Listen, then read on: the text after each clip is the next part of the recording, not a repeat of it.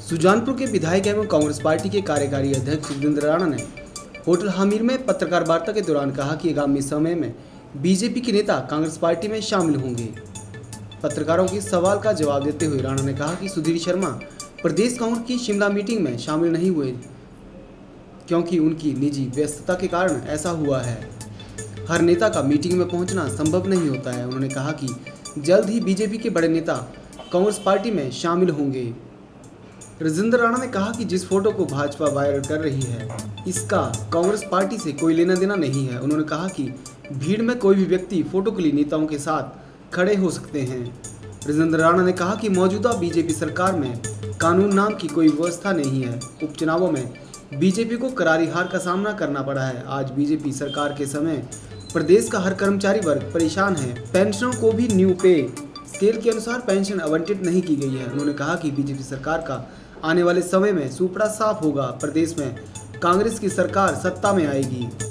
आज प्रेस वार्ता में इस बात का जिक्र किया है कि 2014 में जब लोकसभा के चुनाव हुए तो उस समय भारतीय जनता पार्टी ने स्लोगन दिया था कि बहुत हुई महंगाई की मार, अब की बार मोदी सरकार। 400 रुपये का सिलेंडर था, 1150 रुपये का हो गया। आज हिमाचल प्रदेश की जनता, हमारे देश की जनता ये जानना चाहती है कि जो स्लोगन दिया था उसका जनता जवाब चाहती है कि उस समय तो आपने कहा है कि बहुत हुई महंगाई की मार। मैं सिलेंडर की बात कर रहा हूँ, मैं पेट्रोल की बात कर रहा हूँ, मैं डीजल की बात कर रहा हूँ, मैं खाने पीने की चीज़ों के दाम की बात कर रहा हूँ। अब भारतीय जनता पार्टी इस पे प्रदेश की जनता को और देश की जनता को जवाब दे कि जो स्लोगन लेके आप सत्ता में आए थे उस स्लोगन का देश और प्रदेश जवाब चाहता है। घोटाला जो हुआ है ये घोटालों की सरकार बन गई है और 2019-20 में भी पुलिस की जो भर्ती हुई थी उसमें भी दूसरे लोग बैठ गए, उनके पास ऐसी चीज़ें दी गई। बहुत बड़ा घोटाला उसमें हुआ था और प्रदेश की बहुत बड़ी बदनामी हुई थी। हिमाचल प्रदेश का जो नौजवान नौकरी चाहता है, 8-8 साल से बच्चे जो है पढ़ाई कर रहे थे, मेहनत कर रहे थे, फिजिकली फिटनेस कर रहे थे, उन लोगों के अरमानों पे सरकार ने पानी फेरा। और अब 2022 में जो भर्ती हुई इसमें तो सारी हदें पार कर दी। पेपर लीक हो गया।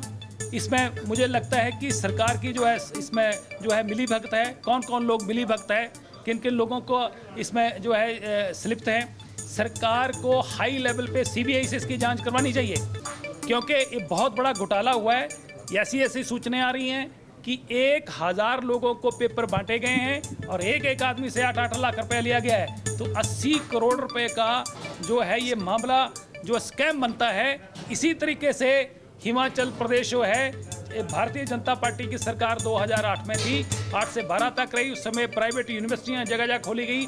आज हिमाचल प्रदेश जो है वो फर्जी डिग्रियों के नाम से जाना जा रहा है। यहाँ पर 5 से 6 लाख एक ही यूनिवर्सिटी ने फर्जी डिग्रियां बांट दी। बाकी की यूनिवर्सिटियों में क्या हो रहा है वो पता नहीं क्या हो रहा है। 20,000 करोड़ रुपए का स्कैम हो गया। उस स्कैम को भी दबाने की सरकार ने कोशिश की है। इसलिए ये जो कानून व्यवस्था नाम की संविधान की इस सरकार में कोई जगह नहीं बची है। इसलिए जो बाई इलेक्शन हुए हैं उसमें प्रदेश की जनता ने जनादेश दे दिया है, संदेश दे दिया है कि सरकार जो अपना बोरिया बिस्तरा गोल कर ले। और मैं एक और कहना चाहता हूं कि आज प्रदेश का नौजवान जो है परेशान है। आज प्रदेश की गृहिणियां महिलाएं परेशान है महंगाई से। आज प्रदेश में कर्मचारी तंग है।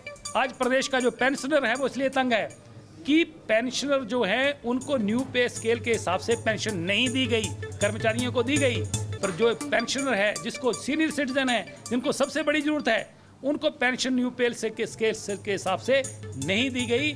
और मैंने ये भी कहा कि हमीरपुर की 4.5 साल इस सरकार ने पूरी तरह अनदेखी की है और आने वाले समय में यहाँ से भारतीय जनता पार्टी को यहाँ की हमीरपुर की जनता पूरी तरह क्लीन बोल्ड करेगी और 5 की 5 सीटें जो है वो कांग्रेस की झोली में डालेंगी क्योंकि उन्होंने पिछले 5 साल जो राजा वीरभद्र की सरकार रही उस समय भी यहाँ के विकास के कामों को देखा है और फिर से हिमाचल प्रदेश में जो है वो कांग्रेस की सरकार बनने जा रही है। ये तो समय बताएगा। और आपका जो प्रश्न है कि सुधीर शर्मा जी नहीं आए, दूसरे नहीं आए, देखिए जब कभी भी मीटिंग होती है तो सभी लोगों का पहुंचना नामुमकिन होता है क्योंकि कई बार अपनी पारिवारिक या पहले की एंगेजमेंट्स जो हैं व्यवस्थाएं भी आदमी की होती हैं, इसलिए आदमी कहीं जा भी सकता है। जहां तक बड़े नेताओं का प्रश्न है, किस किस का प्रश्न है, आने वाले समय में कुछ महीनों में आप देखेंगे कि दूसरी भारतीय जनता पार्टी के कितने लोग हमारे संपर्क में हैं और कांग्रेस में शामिल होंगे, समय बताएगा, वो सुर्खियां बनेगा। तो हम सब लोग मिलकर बैठकर जिसको इसके लिए योजना बनाएंगे और आने वाले समय में सभी जगह जो है कांग्रेस पार्टी की रैलियां भी होंगी और जो प्रदेश सरकार की हिमाचल प्रदेश की जनता के साथ जो वायदा खिलाफी हुई है उसकी कलाई जो है वो जगह जगह गांव-गांव में घर-घर में खोली जाएगी और रैलियों में खोली जाएगी। दिन हुए उनको बने हुए और अभी जो उदयपुर में जो चिंतन शिविर है उसमें भी उनको जाना है और जल्दी मैं भी कल शिमला जा रहा हूं और मिल बैठकर हम लोग सब लोग योजना बनाएंगे और पूरे प्रदेश का जो है दौरा किया जाएगा, हर जिला में किया जाएगा, हर चुनाव क्षेत्र में किया जाएगा, हर पार्लियामेंट में किया जाएगा। देखिए ऐसा है कि जिस फोटो को वायरल करने की भारतीय जनता पार्टी प्रयास कर रही है, ये जो फोटो है ये जिस व्यक्ति की फ़ोटो लगाकर ये टी शर्ट पर फोटो लगी है वो फ़ोटो आप हिमाचल प्रदेश में जो पंजाब से कई गाड़ियां आती हैं उनकी ये फ़ोटो जो है गाड़ियों के पीछे भी पोस्टर लगे होते हैं। ये किसी व्यक्तिगत का मामला हो सकता है। यहाँ हम कितने लोग खड़े हैं और आदमी कोई भी आके किसी भी टी शर्ट को डाल के कोई पीछे खड़ा हो जाएगा, साथ खड़ा हो जाएगा, उसको क्या पता लगता है भीड़ में। इसलिए कांग्रेस का इस टी शर्ट से, ऐसी फ़ोटो से कोई वास्ता, कोई रिश्ता दूर दूर तक नहीं है।